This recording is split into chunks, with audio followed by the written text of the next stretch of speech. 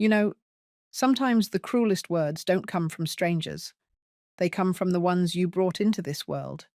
My name is Ruth Henderson. I'm 70 years old. And before I begin, let me know down in the comments where you're watching from.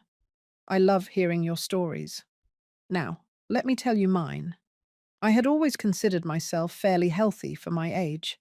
A little arthritis in my knees, some shortness of breath if I walked too fast, but nothing I couldn't manage. I still cooked, I still drove myself to the store, and I still liked tending my little garden every morning. Nothing about me felt finished. But my son, Daniel, didn't see it that way.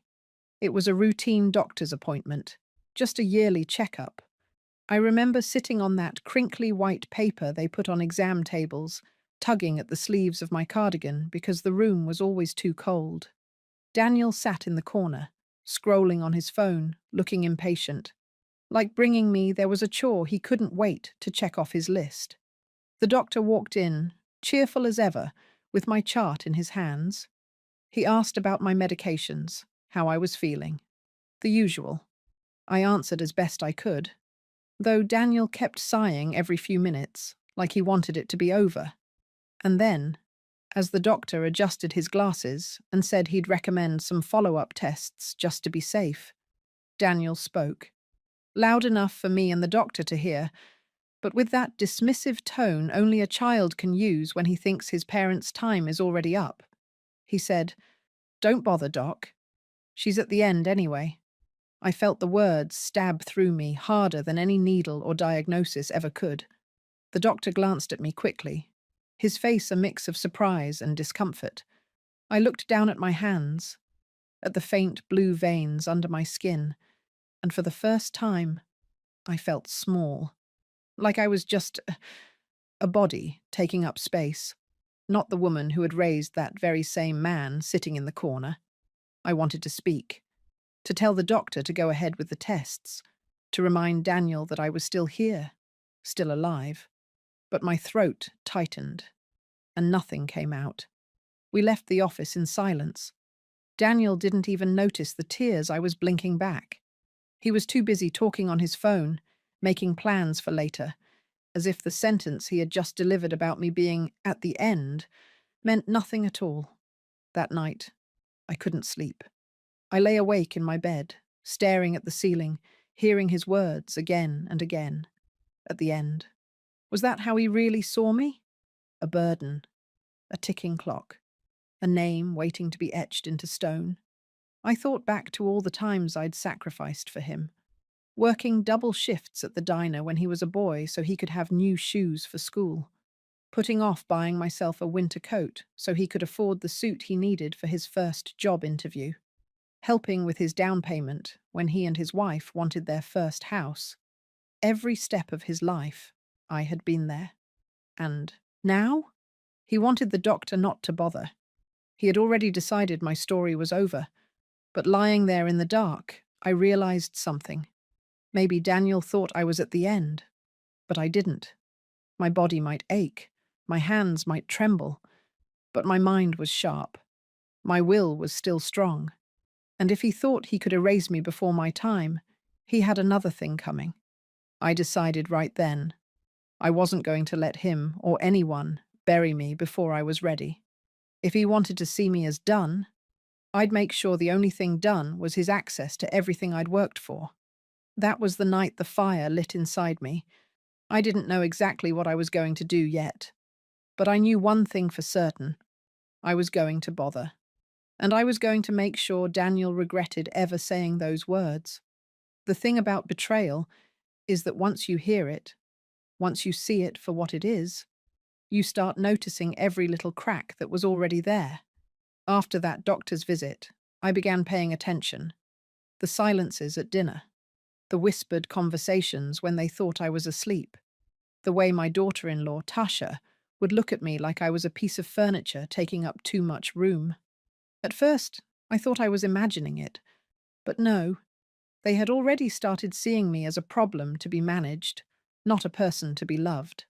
One morning, I came into the kitchen to make myself tea. I caught the tail end of their conversation. Tasha's voice was low, sharp. Once she's gone, we'll finally be able to fix this place up. Imagine what it'll be worth in this market, Daniel's response. A tired chuckle. Yeah, I know. Just be patient. I froze. My tea bag dangled in my hand. Forgotten. Once she's gone. They weren't talking about some distant future. They were already counting the house, the walls I had painted myself, the floors I had scrubbed after long days at work, the garden where I had buried my late husband's ashes. To them, it was just property. To me, it was my entire life. I slipped quietly out of the room before they saw me. My hands shook, not from age, not from arthritis, but from rage. It got worse from there. A week later, I noticed my mail sitting on the counter already opened. Bank statements, insurance notices, even a letter about property tax. I never left my envelopes unopened. Daniel shrugged when I asked. I thought I'd save you the trouble, Mum. You always take so long to read these things. But it wasn't kindness. He was checking, monitoring, as if I wasn't capable of handling my own business anymore. That night, I went through my desk drawers. Some papers were out of order. My spare checkbook was missing a page. My heart thudded. Was I paranoid?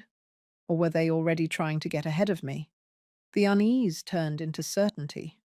A few days later, when I overheard Tasha on the phone, she was talking to someone about liquidating assets and timelines.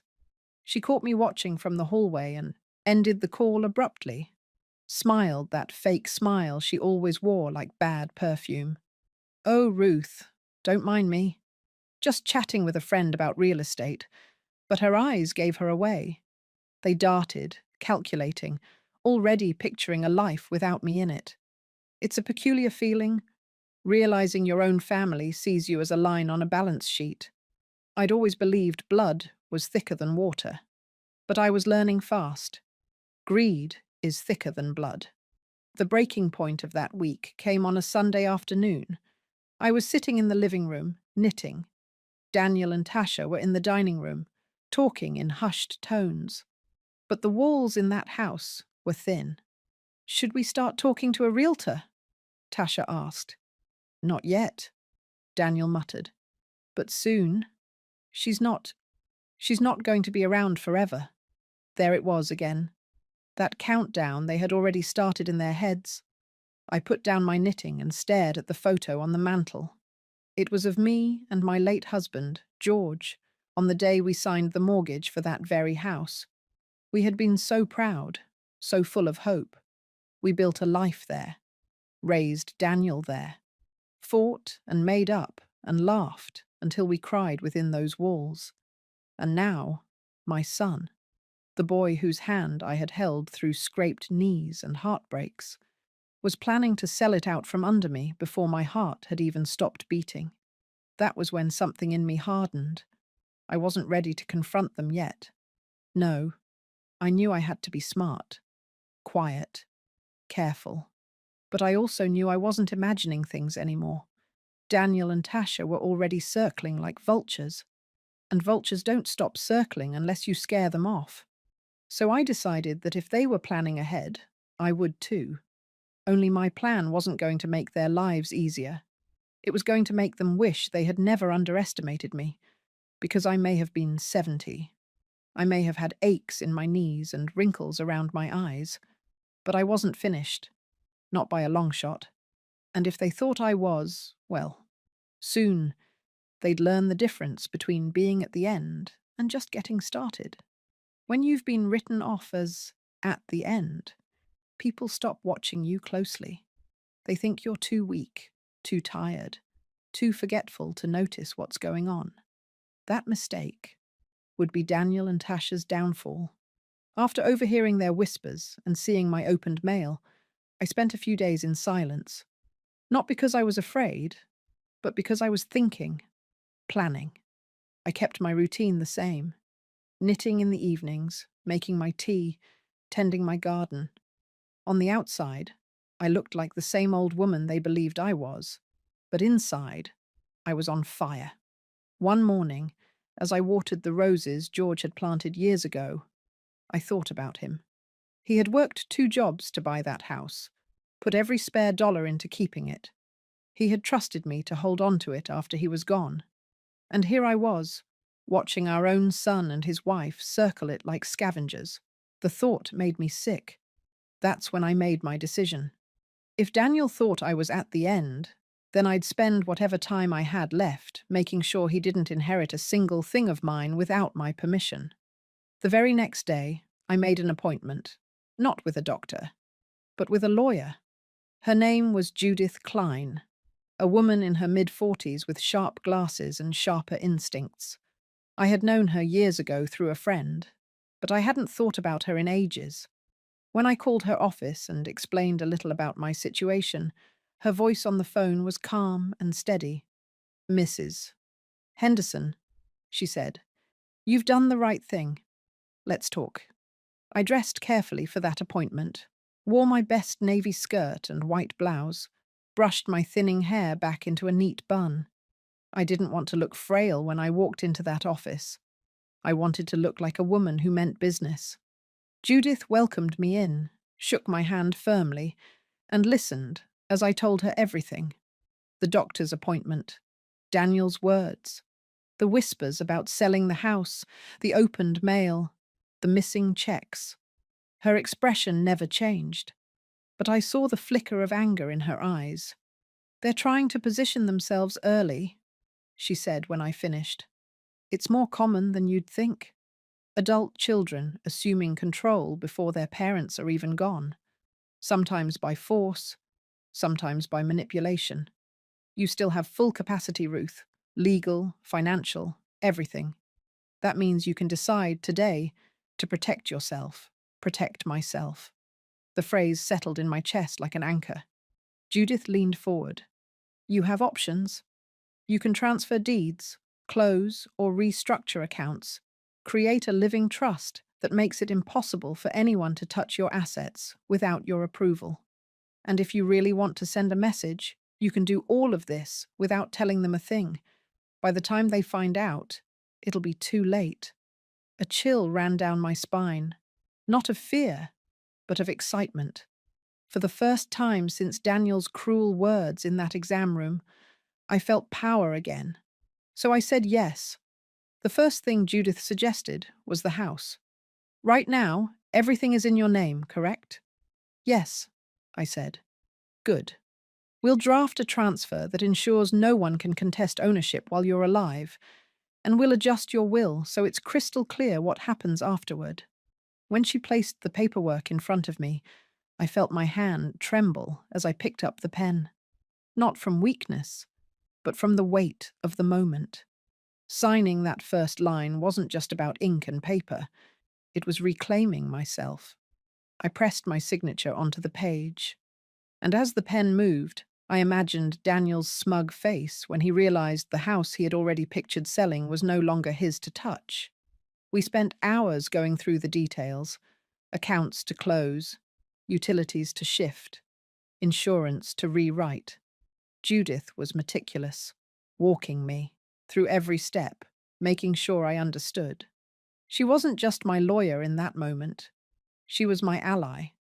By the time I left her office, I felt taller, straighter, stronger. I took the bus home, sat by the window, and for the first time in months, I smiled. Daniel and Tasha thought I was drifting quietly toward the end, but they had no idea I had just begun writing the chapter that would turn their world upside down. And the best part?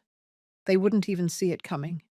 The trick to winning a battle no one knows you're fighting is to look like you've already lost.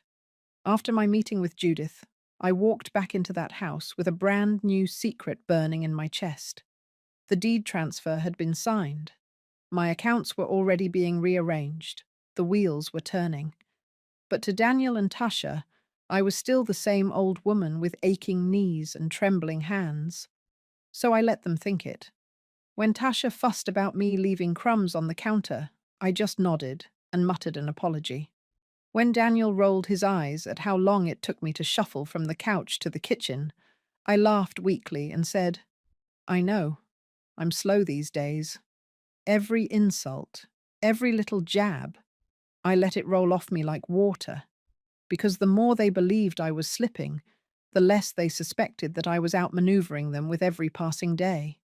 Judith and I worked quickly. She helped me close the joint savings account Daniel had pushed me to open years ago for convenience. The truth was, I had barely used it, but he had started making small withdrawals, always with some excuse: groceries, gas, helping out with bills. Judith made sure that account was emptied and closed, with the funds moved into one only I had access to. Then came the utilities. Daniel had his name on several: electric, gas, water. It had been his idea originally to help manage things. I didn't see it then, but it had been a way to position himself as the gatekeeper. Judith explained that as the homeowner, I had every right to remove him. So I did. With a few phone calls and a lot of paperwork, those bills were transferred back into my name only. The irony made me smile. He thought I couldn't handle mail, couldn't keep track of numbers. But here I was, reclaiming every piece of control he thought he had. I played my role at home carefully. One evening, I asked Daniel for help changing a light bulb in the hallway, even though I could have done it myself if I'd grabbed the step stool. He sighed, muttered something about how helpless I was, and changed it for me. Meanwhile, in my purse, tucked between tissues and a pack of mints, was a folder filled with freshly notarized documents, proof that I wasn't helpless at all. Another time, I pretended to forget which day the trash went out. Tasha laughed, shaking her head. "She's getting worse, Danny." I bit my tongue so hard I tasted blood. If only she knew that earlier that day, I'd been at the bank closing a CD account they had been eyeing, rolling the funds into a trust with Judith's oversight. The crueler they became, the calmer I grew, because every jab, every snicker, every dismissive glance only fueled me.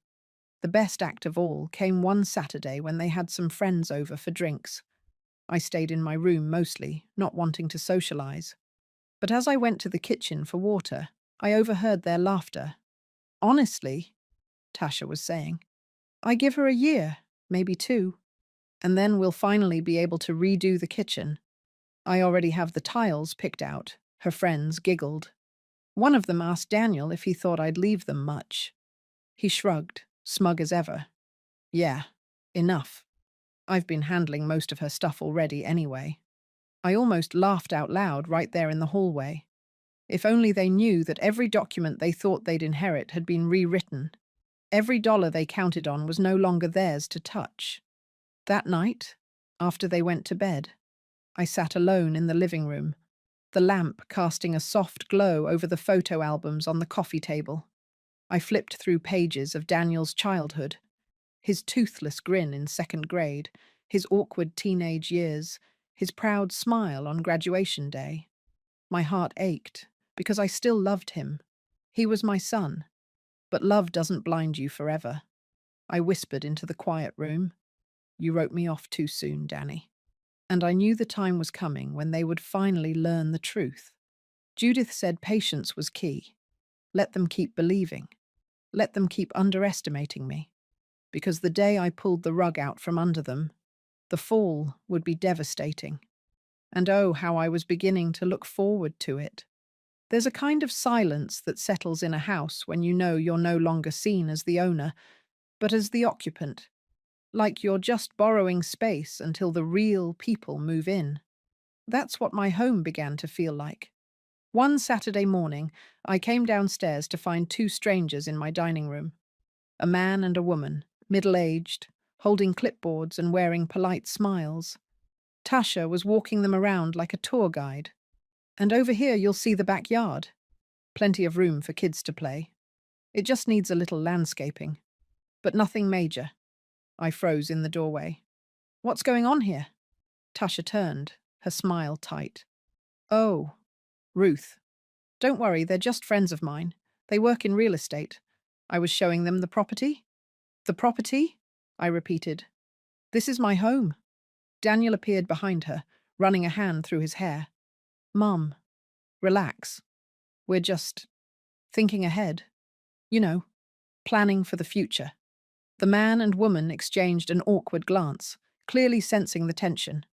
I stood there, my heart pounding, my hands gripping the back of a chair to steady myself. Planning for the future. That's what they called it. Showing my home. My home. As if I were already gone. I managed a brittle smile, muttered something about needing tea, and retreated to the kitchen. I didn't want to scream in front of strangers, but inside I was shaking with fury. Later that evening, after the guests had left, I heard them talking in the living room. The market's hot right now, Tasha said. If we can list within the year, we'll make a killing. Daniel sighed. We just have to be patient. She can't hang on forever. I pressed my back against the wall, tears streaming down my face. They were talking about me like I was a rotting tree they couldn't wait to cut down. And something snapped. I remembered George's voice, years ago, when we'd argued about taking out a second mortgage. He had said, "This house is our legacy, Ruth. Don't let anyone take it from us." That memory was the final push I needed. I wasn't just protecting myself anymore. I was protecting him too. His sweat, his sacrifice, his love. It was all in these walls. And I refused to let Daniel and Tasha sell it like some prize cow. The next morning, I called Judith. My voice was calm, but she could hear the steel in it. It's time. I want to do everything. All at once, she didn't hesitate. Good. We'll move fast. We met that afternoon in her office. She spread the paperwork out across her desk. Wills, trusts, account closures, insurance transfers. This will cut them out of everything, she explained. They won't be able to touch a dime. Not the house, not the savings, not even the utilities. When they try, they'll hit a wall. I stared at the stack of documents. It looked like an avalanche of paper, but to me, it was freedom. As I signed each page, I felt lighter, stronger. The pen scratched against the paper like a sword slicing through chains. One signature transferred my retirement fund into a private trust. Another redirected my life insurance policy. Another closed the last joint account Daniel had access to. By the end of the session, my hand ached, but my spirit soared. Judith smiled at me. You've done it, Ruth. They can't touch you now. I leaned back in the chair, letting out a breath I hadn't realized I'd been holding. For weeks, I had felt like prey. But now, I was the hunter. That night, I returned home and played my part once again. I let my steps drag a little heavier across the floor. I let Tasha sigh about how forgetful I was when I asked her twice about dinner. Daniel muttered something about doctors and nursing homes, and I simply nodded, as if I hadn't heard. Inside, though, I was smiling, because I knew the day was coming when their smug little world would come crashing down. And when it did, I'd be right there to watch. The breaking point had come, not just for me, but for them. They just didn't know it yet. It happened on a Tuesday morning. I was in the kitchen, sipping my coffee and enjoying the quiet, when Daniel's voice cut through, the air like a whip. What do you mean the account is closed? I set my cup down and leaned against the counter. His voice carried from the living room, louder with every second. Yes, this is Daniel Henderson. I've been managing my mother's finances. There must be a mistake. The joint savings. A pause. Then his tone shifted, sharp with disbelief. Transferred? To where? No, that's impossible. She wouldn't know how to. I almost laughed right then. Oh, Daniel, always underestimating me. There was a long silence, then his voice dropped to a hiss. Who authorized this? I could imagine the bank representative's answer. Your mother. When he hung up, the slam of the phone rattled the frame of a family photo on the wall. He stormed into the kitchen, his face flushed, his jaw clenched so hard I thought his teeth might crack. What did you do? He demanded. I raised my eyebrows. calm as ever. I had some business to take care of. You closed the accounts. His voice was nearly a roar. All of them. And the insurance. Do you know what you've done? Do you have any idea how reckless that is? I took a slow sip of my coffee. Reckless would be leaving everything in your hands. His face darkened. For a moment, I saw the boy he used to be, red-faced when caught lying about breaking a window. Only this time, he wasn't a child, and the stakes weren't a broken pane of glass. Tasha entered then, her eyes wide with false innocence. What's going on? Daniel wheeled on her. She moved everything. The house, the money, the insurance. It's all gone. Tasha's eyes darted to me, narrowing. Gone. To where? I set my cup down gently, deliberately. To a trust. A trust you'll never touch. Not now. Not ever. Her lips pressed into a thin line. You can't do that. You're not well. You're not thinking clearly. I chuckled, the sound dry and sharp. Oh, I've never thought more clearly in my life. Daniel slammed his hand on the counter, making the mug jump. We were trying to help you. Help me? I snapped, the calm mask slipping. By taking my home? By planning to sell the roof over my head before I'm even gone? By calling me dead while I sat in a doctor's office listening? That's not help, Daniel. That's betrayal. The silence that followed was thick, almost suffocating. I could see the gears turning in his head, trying to piece together how his mother, the woman he thought was frail and naive, had outmaneuvered him. Finally, he muttered, "You've ruined everything." I leaned forward, my voice low and steady. No, Daniel. I've saved everything. Your father built this life with his hands, his sweat, his love, and I won't let you sell it off for pocket change. Tasha's veneer cracked. This isn't fair. We've put up with so much. We've put up with me. I cut her off, my voice sharp. You mean the woman who raised the man you married? Who gave you both a home, meals, comfort? You've put up with nothing, Tasha. You've schemed, and you've waited.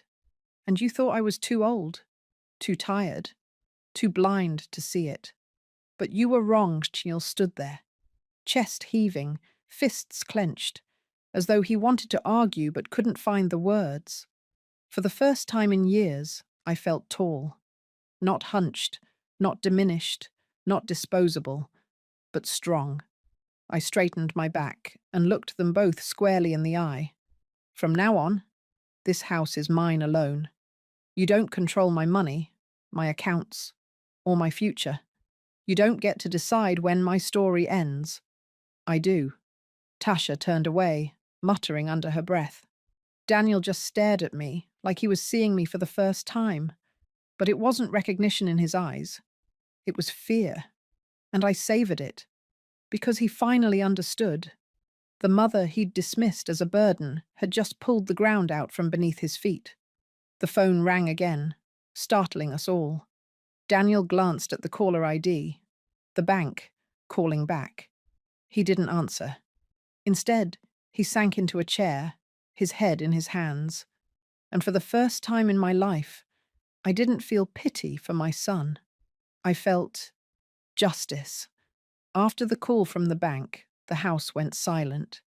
It was the kind of silence you could slice with a knife, heavy and awkward, broken only by the sound of the clock ticking in the hallway. Daniel sat slumped at the table, his head in his hands. Tasha paced the floor like a caged cat, muttering curses under her breath. I stood at the sink, rinsing my coffee cup as calmly as if nothing had happened. Inside, though, my chest buzzed with something I hadn't felt in a long time. Not just relief, not just vindication. Power. For years, I'd been told I was fragile, outdated, a burden. I'd let their whispers and sighs eat away at me, convincing me I was smaller than I was. But now I felt every inch of myself. I turned, drying my hands on a towel. It's done, I said simply. Daniel looked up, his face pale. What are we supposed to do now? That's not my problem, I replied. You made your bed. Now you'll lie in it. He flinched at the coldness in my tone. Maybe he'd expected me to soften at the last moment, to take pity on him, the way I always had. But that woman, the one who covered his mistakes, who excused his selfishness, she was gone. Tasha stopped pacing and faced me. "You're cruel," she spat. "We opened our home to you." I laughed, cutting her off. "Your home? You mean my home? The one George and I built, the one you were already trying to sell from under me. Don't twist it, Tasha. You weren't my caretakers. You were vultures circling overhead, waiting for me to collapse." She stiffened, but she didn't argue. She couldn't. The following weeks were awkward, to say the least. Daniel and Tasha tiptoed around me, no longer bold enough to bark demands or whisper insults. They still lived under my roof, but the dynamic had shifted. They weren't predators anymore. They were squatters, tolerated, but never trusted. Eventually, they packed up and left. No big speech, no tearful goodbye, just boxes in the trunk and a slammed door. I stood at the window, watching them drive away, and felt lighter. The house was quiet again, but this time, it was my quiet, my sanctuary, my victory. I spent the days that followed walking through each room, touching the walls, opening closets, pulling out old photo albums. George's smile beamed from the pages. His voice echoed in my mind. "Don't let anyone take it from us." "I didn't, George," I whispered. "I kept it safe. For both of us, and I felt him with me, as strong as ever." Looking back, I realized something important. The real betrayal wasn't just in Daniel's words. "Don't bother. She's at the end." It wasn't just in Tasha's smirk when she thought she'd won. It was in how easily they dismissed me, how quickly they reduced me from a woman, a mother, a partner, to a dying body they could cash in on. But I am more than that. I always was. And so are you. If you're listening to my story right now, maybe from your own kitchen, maybe from a cozy chair, maybe from somewhere far away, I want you to remember this. Never let anyone tell you your worth is gone just because you've reached a certain age. They may see wrinkles. They may hear slower steps. But what they don't see, what they can never take, is the fire inside you, the wisdom, the love, the strength that built a lifetime. Don't let anyone write your ending for you. Hold the pen yourself. I stood up to my son. I closed accounts. I moved deeds. I pulled the rug out from under people who thought I was too weak to fight. And if I can do it, at 70 years old, with nothing but a good lawyer and a steady hand, so can you. This isn't just a story about betrayal. It's a story about reclaiming dignity, about drawing a line in the sand and saying, enough. I may have lost Daniel, at least the version of him I thought I knew, but I gained something greater. I gained peace. I gained freedom. And I gained the knowledge that when the world tried to bury me, I dug my way out with my own 2 hands. So wherever you're watching from, whether it's your living room, your phone, or somewhere in between, take my story with you. Let it remind you that you're never at the end until you decide you are. Because in the end, it wasn't the doctor's words or Daniel's betrayal that defined me. It was my choice to stand up and fight. And that, my friends, is the only ending I'll ever accept.